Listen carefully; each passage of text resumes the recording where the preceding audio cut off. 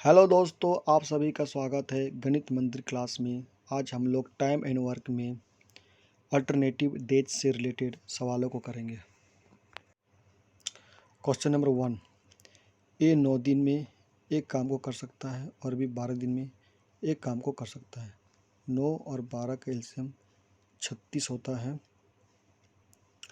9 को 36 डिवाइड करते हैं तो ए 4 यूनिट काम एक दिन में करता है और 12 को 36 डिवाइड करते हैं तो बी 3 यूनिट काम एक दिन में करता है।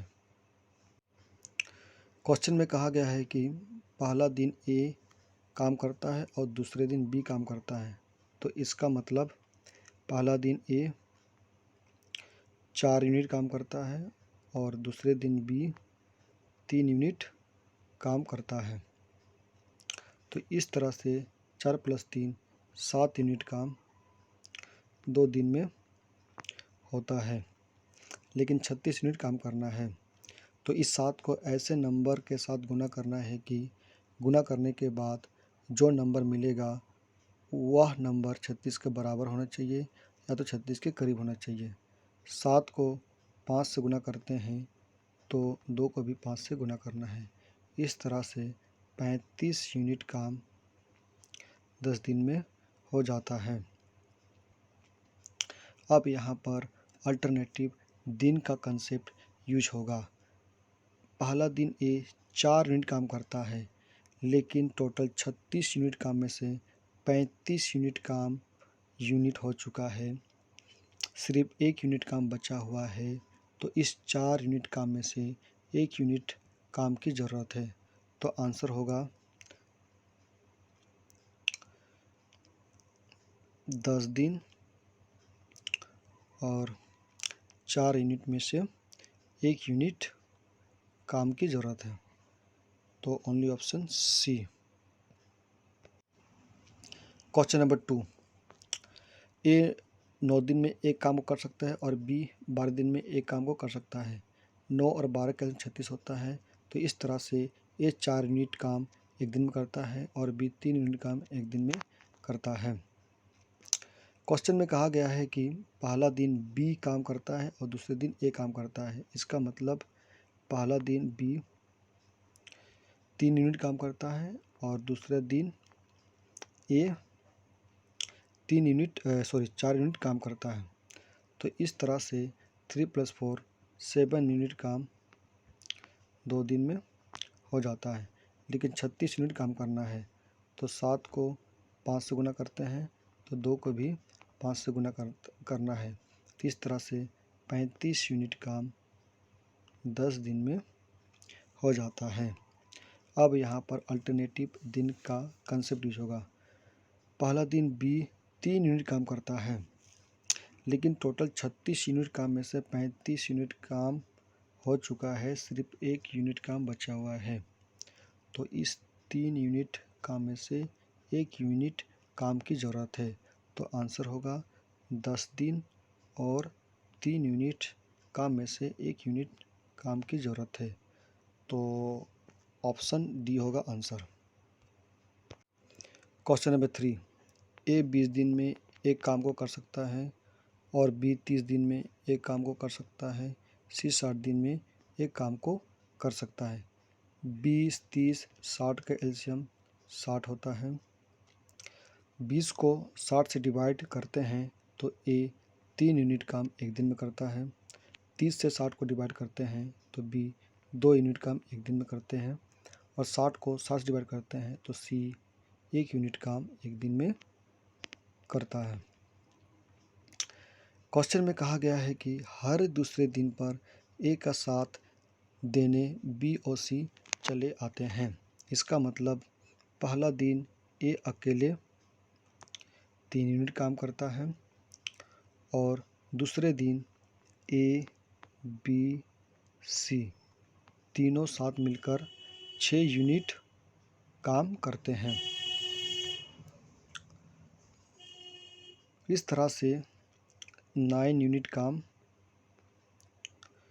2 दिन में हो जाता है, लेकिन 60 यूनिट काम करना है। तो इस 9 को 6 से गुना करते हैं तो 2 को भी 6 से गुना करना है।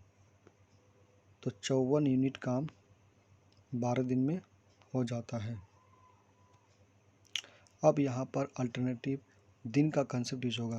पहला दिन ए 3 यूनिट काम करता है, तो इस 3 को 54 के साथ ऐड करते हैं और 12 के साथ +1 ऐड करते हैं। तो इस तरह से 57 यूनिट काम 13 दिन में होता है। अब दूसरे दिन ए बी सी तीनों साथ मिलकर 6 यूनिट काम करते हैं, लेकिन टोटल 60 यूनिट काम में से 57 यूनिट काम हो चुका है, सिर्फ 3 यूनिट काम बचा हुआ है। तो इस 6 यूनिट काम में से 3 यूनिट काम की ज़रूरत है। तो आंसर होगा 13 एंड 6 यूनिट काम में से 3 यूनिट काम। इनको सिंप्लीफाई करते हैं तो answer 13 and 1/2। Only option B. Question number 4। A 20 दिन में एक काम को कर सकता है, बी 30 दिन में एक काम को कर सकता है और सी 60 दिन में एक काम को कर सकता है। 20, 30, 60 का एलसीएम 60 होता है। तो इस तरह से ए 3 यूनिट काम करता है एक दिन में, और बी 2 यूनिट काम करता है एक दिन में, और सी 1 यूनिट काम करता है एक दिन में। क्वेश्चन में कहा गया है कि हर तीसरे दिन पर ए का साथ देने बी और सी चले आते हैं। इसका मतलब पहला दिन ए अकेले 3 यूनिट काम करता है, दूसरे दिन भी ए अकेले 3 यूनिट काम करता है, और तीसरे दिन ए बी सी तीनों साथ मिलकर 6 यूनिट काम करते हैं। तो इस तरह से 12 यूनिट काम 3 दिन में हो जाता है, लेकिन हमें 60 यूनिट काम करना है। तो 12 को 5 से गुना करते हैं, तो 3 को भी 5 से गुना करना है। इस तरह से 60 यूनिट काम 15 दिन में हो जाता है। Only option C. Question number 5। A 20 दिन में एक काम को कर सकता है और बी 30 दिन में एक काम कर सकता है और सी 60 दिन में एक काम को कर सकता है।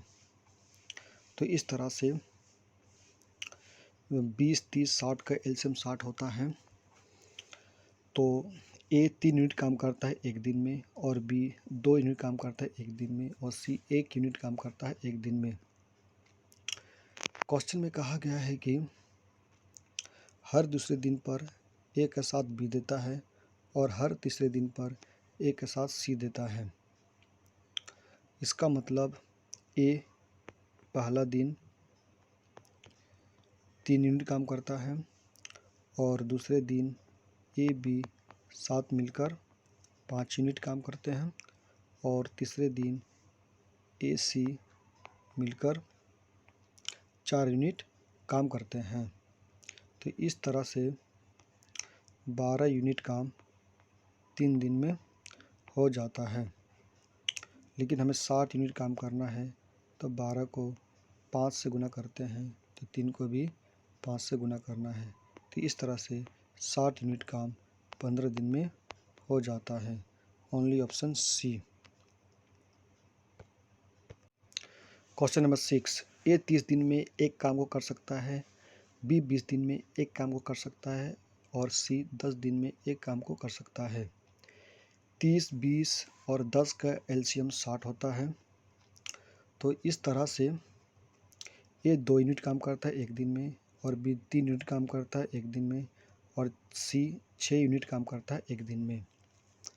क्वेश्चन में कहा गया है कि पहला दिन ए का साथ बी देता है और दूसरा दिन ए का साथ सी देता है। इसका मतलब पहला दिन ए बी दोनों मिलकर 5 यूनिट काम करता है, और दूसरे दिन ए सी साथ मिलकर 8 यूनिट काम करते हैं। तो इस तरह से 13 यूनिट काम 2 दिन में हो जाता है, लेकिन हमें यहाँ 60 यूनिट काम करना है। तो 13 को 4 से गुना करते हैं, तो 2 का भी 4 से गुना करना है।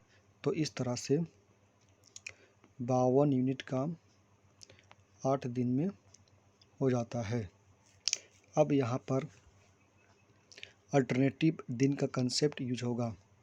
पहला दिन ए बी 5 यूनिट काम करता है, तो इस 5 को 52 के साथ ऐड कर देंगे और 8 के साथ +1 करेंगे, तो इस तरह से 57 यूनिट काम 9 दिन में हो जाता है। अब दूसरे दिन ए सी साथ मिलकर 8 यूनिट काम करता है, लेकिन टोटल 60 यूनिट काम में से 57 यूनिट काम हो चुका है, सिर्फ 3 यूनिट काम बचा हुआ है। तो इस 8 यूनिट काम में से 3 यूनिट काम की ज़रूरत है, तो आंसर होगा 9 और 8 यूनिट काम में से 3 यूनिट काम की ज़रूरत है। तो इस तरह से आंसर होगा ऑप्शन ए।